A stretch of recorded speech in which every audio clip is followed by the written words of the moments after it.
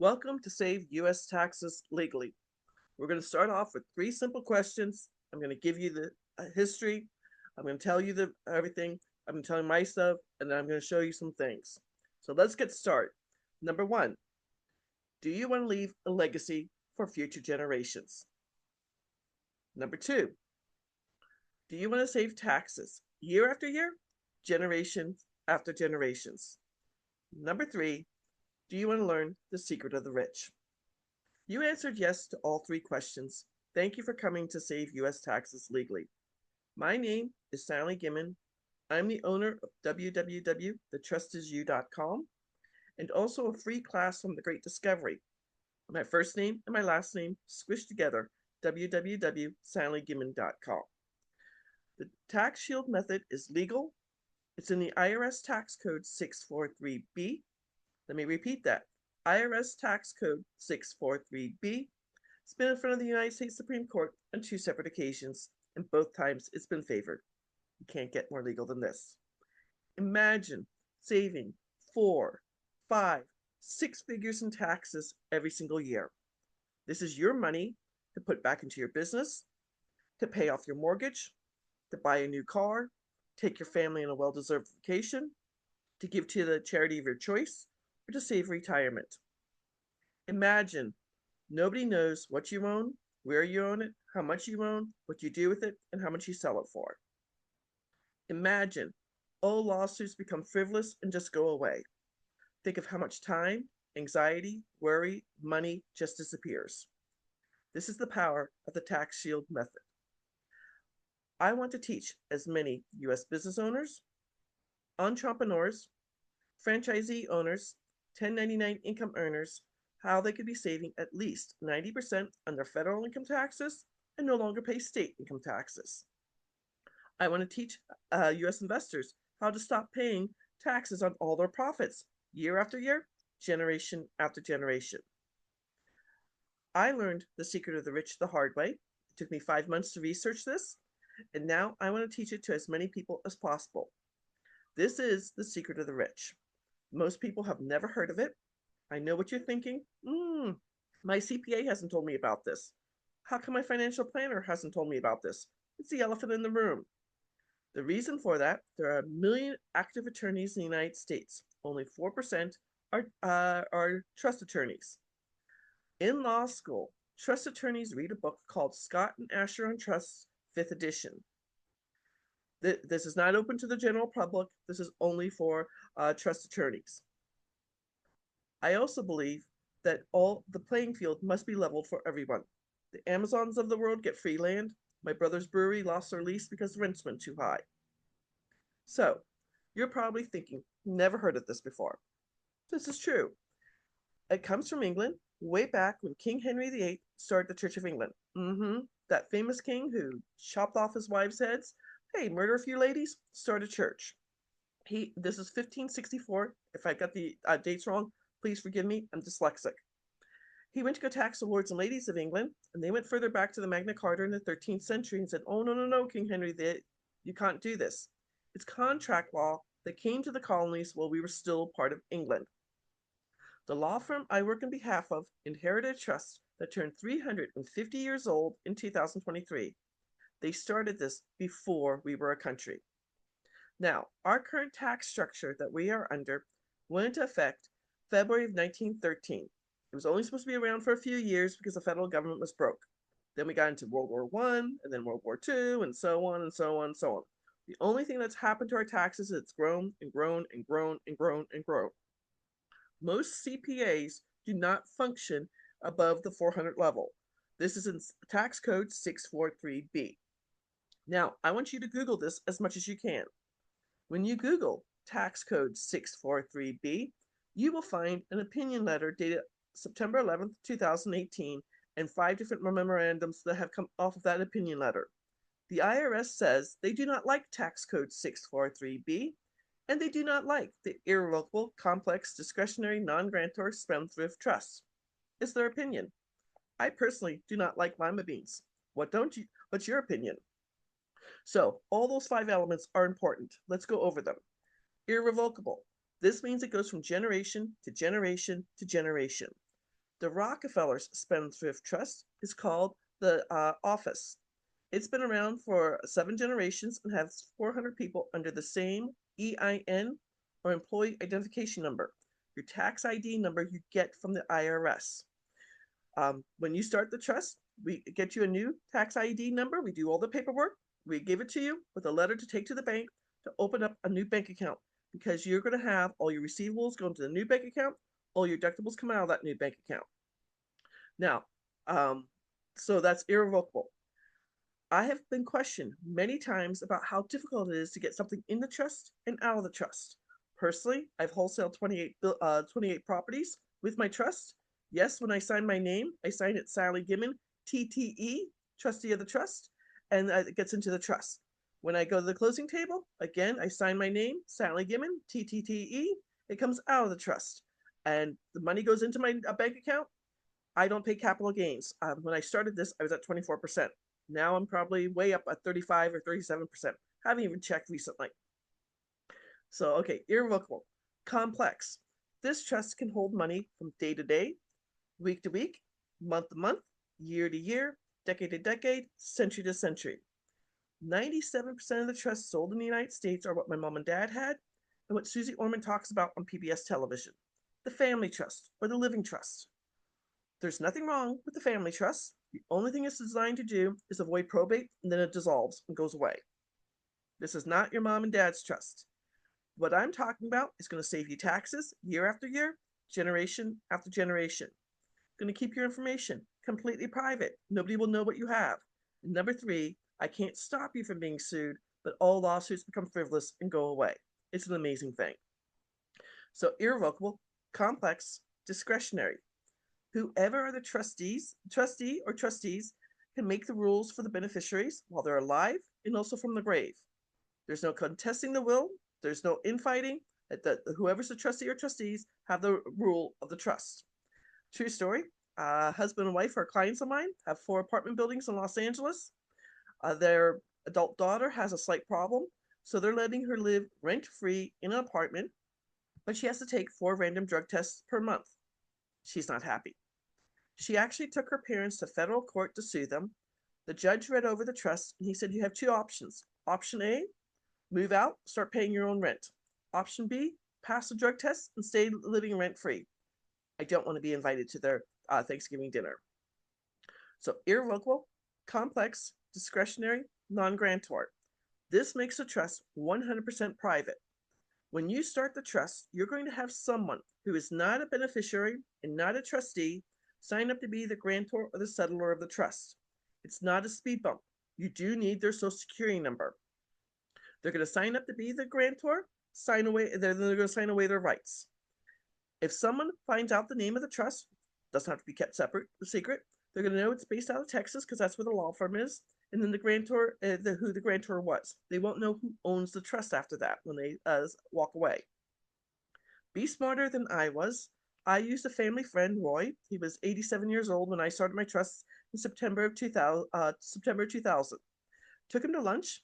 I started both my business and my beneficial trust, and he had to sign his name 17 times. Roy had arthritis of the hands, and it was not a good decision. Be nice to whoever your grantor is. We laughed about it. Irrevocable, complex, discretionary, non-grantor, spendthrift trust. The 5th element, spendthrift trust, has been in front of the United States Supreme Court on 2 separate occasions, and both times it's been favored. When you go out to my free class online, www.sallygimmon.com, it's on the Great Discovery. You can translate it into 168 different languages. When you go out to my free class, you're going to get a presentation very similar to this. 3 articles from Forbes magazine I did not write. 2 pages of case law so you can research this to your heart's content, and examples of clients saving thousands of dollars. Again, this is a free class, and once you're on the Great Discovery, you can look at all of the other free classes too. So, the trust is legal. It's in the IRS tax code. It's been in front of the United States Supreme Court. It's going to keep your information completely private, and all lawsuits become frivolous. What's not to love? You know the history of it. I work for a private law firm. Paul Benson was a Harvard law professor. 77 years ago, he wrote 5 separate trusts to save very specific taxes. You are not tax free. Now his grandson and great-grandson run the law firm, and they have the copyright on the trust. So let's go over the 5 trusts. Number 1, business trust is for U.S. business owners, entrepreneurs, franchisee owners, and 1099 income earners. You're making at least $100,000 a year. You will save 4 to 5 figures in taxes year after year, generation after generation. We'll set up a new bank account. The trust will not hold any LLC, S Corp, or C Corp because that's state law or statutory law. What they do in Arizona when I started my trust is different than what they do in North Carolina. And your receivables go to the new bank account, and your deductibles come out of that bank account. I have clients saving thousands of dollars. Let me share my screen. I should have done this earlier. Oops, you don't want to see that. Bad, Sally. Come on, go away. There it goes. So this is most people. Death and taxes are a taboo subject. This is 2025 taxes. There's 4 ways to file your taxes: single, head of household, married jointly, and married separately. Check this out. Married separately is almost exactly the same as single, except when you get up to the higher 37% tax bracket. The more money you make, the more money you pay in taxes. And again, most people are never aware of this. So if you are making at least $100,000 gross before taxes, you could be saving 4 or 5 figures. 5 figures. Let's call it 5 figures in taxes year after year. You can do whatever you like with that money. The benefit. Let me see if I've got this set up correctly because I just changed it today. I don't have it set up correctly. So this is an actual example of one of my clients recently. Husband and wife in Chicago. She is a dentist with her own practice. He is a W-2 income earner in one of the high-rise buildings. Together, they're at 24% tax rate, making about $290,000 a year. We're taking our $200,000 dental practice out of their personal taxes, out of their 1040 taxes. Saving 90% would be $30,445. Plus Illinois state income taxes of another $9,665. So together, the $30,000 and the $9,000 equals $40,110. The husband's W-2 income, the $90,000 that he makes, he's going to still file a 1040 tax return. The wife is going to file a 1041 tax return for trusts. This is how she saves the money. His tax bracket goes from 24% down to 12%. That saves the family an extra $44,971. They did not start this until the end of March. So instead of saving $85,081 per year, they are going to save at least $7,090 per month for April, May, June, July, August, September, October, November. Then come January, they will save the whole $85,000. This is the power of the Beneficial Spendthrift Trust. Let's get out of here. Whoops, I did that wrong. Sorry. So that's the business trust for U.S. business owners, entrepreneurs, franchisee owners, 1099 income earners. I can't help W-2 income earners because the man or the business takes out their state, local, their FICA, and everything else before they get their paychecks. That's why I have to only work with 1099 income earners. The second trust I'm going to talk about is the beneficial trust. This is, let me get back over here. The beneficial trust. The beneficial trust is going to save you the 5 following taxes. You will no longer pay short-term or long-term capital gains. Short-term capital gains are for if you wholesale, you fix and flip a house, you sell crypto, you're a forex investor, you have an auction house, you are tax liens. Long-term cap, and they're the same as federal income taxes, between 10%. Let's go back up here. They're the same as federal income taxes, from 10% to 37%. My personal story, I was working as full-time as a Medicare broker, living in Phoenix, Arizona, when my oldest nephew was getting married in Charlotte, North Carolina, October 28th, 2018. If you know anything about Medicare, Medicare runs from October 7th to December 5th, and anyone who's 65 or older can change their plans during that time with no charges or liability. I had worked for the company for more than a year, had not taken a vacation yet, and asked for the Friday before the wedding and the Monday off for vacation. I was denied. Wasn't too happy I was denied. Didn't like working for them. Second thing that happened, I just bought a brand new Hyundai Veloster with a moonroof, little sports car, driving to work at 7 o'clock in the morning on Indian School Road, major east-west road in Phoenix. I'm the second car through in a green light. When some idiot runs a red light, T-bones me, he has no insurance. I only had $25,000 in property damage, uninsured property damage. My car was worth over $50,000. Yikes, I'm upside down on an auto loan and I need a second loan. Third thing that happened, my mom and dad lived in Goodyear, Arizona, 25 miles west of Phoenix. They drove from Goodyear to Charlotte for the wedding and were supposed to be gone for 2 weeks. Thursday before the wedding, my dad calls me to say my mom's in the emergency room. They're not sure what's wrong.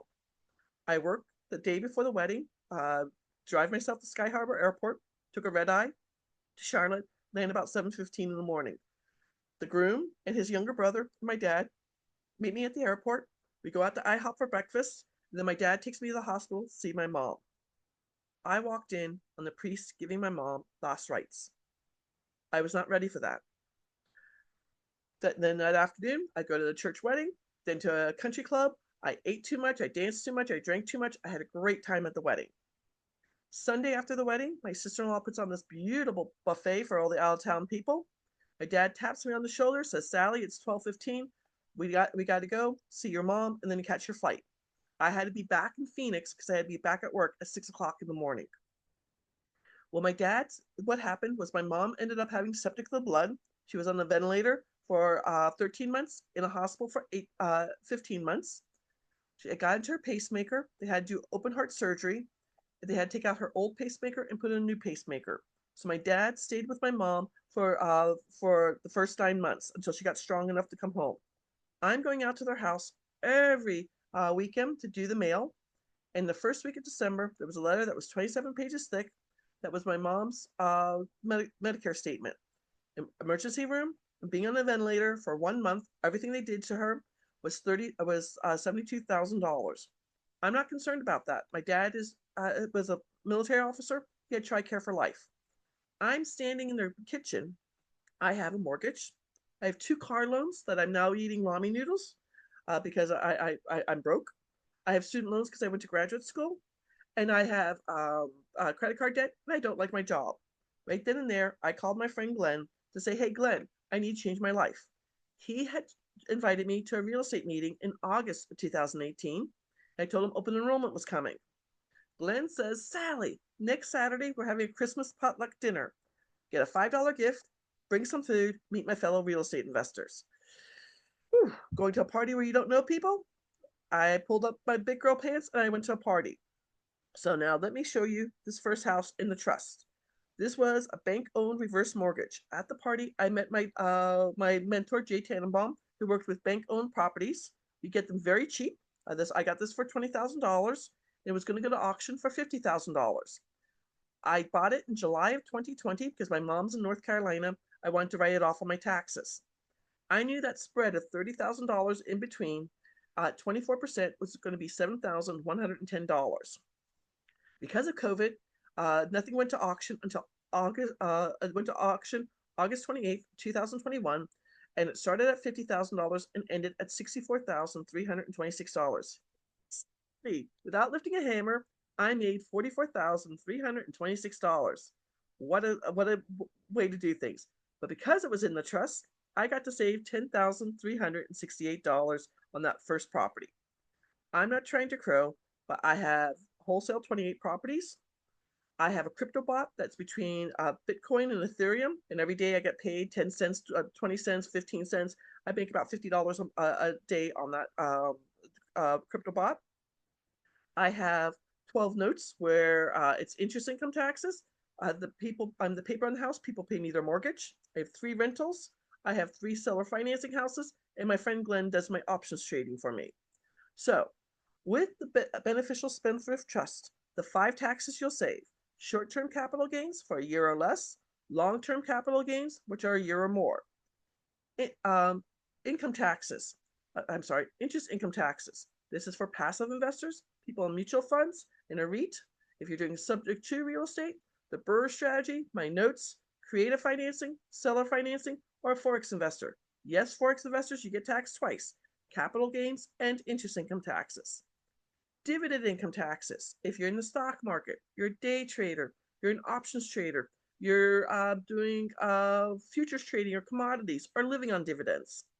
Rental income taxes. If you have short-term rentals like Airbnb, vacation rentals, 5 doors, 10 doors, 20 doors, maybe you have commercial property, maybe you have multifamily property or apartments, or you're doing Airbnb arbitrage.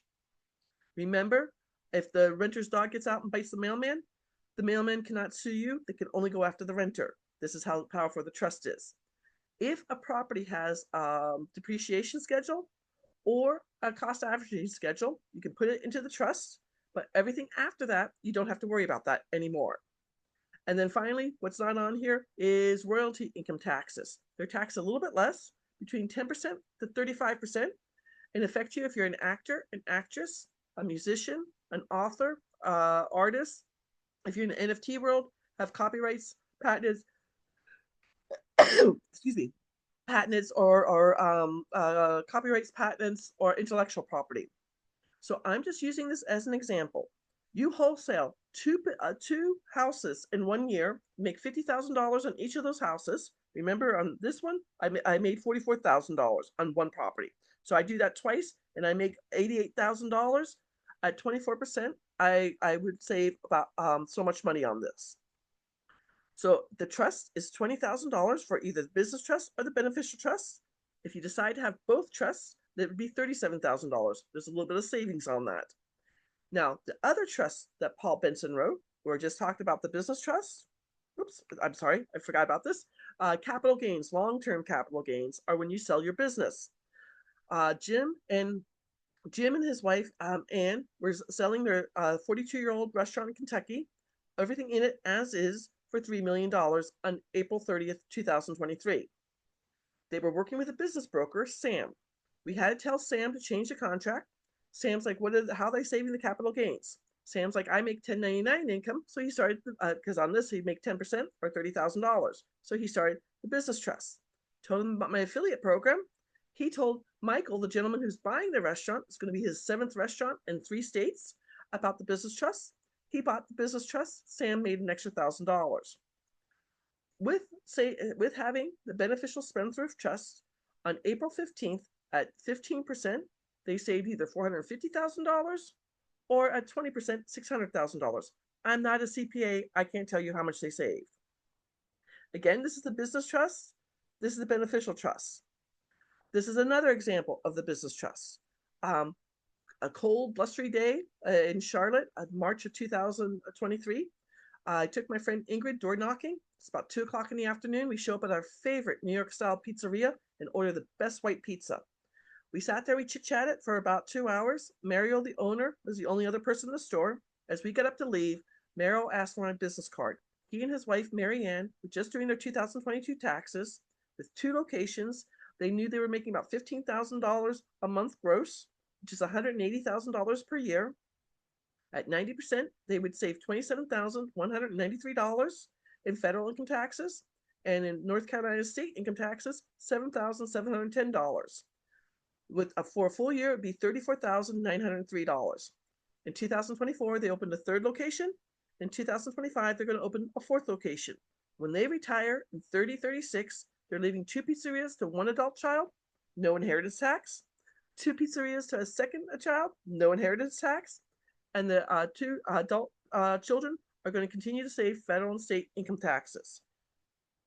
Now, this was a little bit discombobulated because it was a brand new presentation. I have to apologize. But if you would like to set up a 30-minute tax breakthrough session with me, my calendar link is the trustisyou.com scheduling. My free class on the Great Discovery is my first name and my last name, where you'll get 23-minute presentation, sort of like what I did right now. 3 articles from Forbes magazine, 2 pages of case law, and examples of clients saving thousands of dollars. Again, this is legal. It's in IRS Tax Code 643B. It's been in front of the United States Supreme Court on 2 separate occasions, and both times it's been favored. The law firm I work on behalf of is a private law firm that has a copyright on the Benson Financial Trust. In 77 years, not a single trust has ever been audited. They're so confident in what they do that they will personally represent you if you get questioned by the IRS. In 77 years, it's happened once. One business trust was questioned by a senior IRS agent. He flew down to Houston to the law office, spent 5 hours in the boardroom going over things. He approved the trust, and 2 weeks later, he sent an unsolicited letter back to the Benson Financial Trust saying these were the tax codes he used. You want a copy of that letter? Please email me at info@thetrustissU.com. I want to help as many U.S. business owners, entrepreneurs, franchisee owners, 1099 income earners, and U.S. investors save as much as they can in taxes. Thank you for listening. I hope you, now that you know the secret, put it into use. Take care.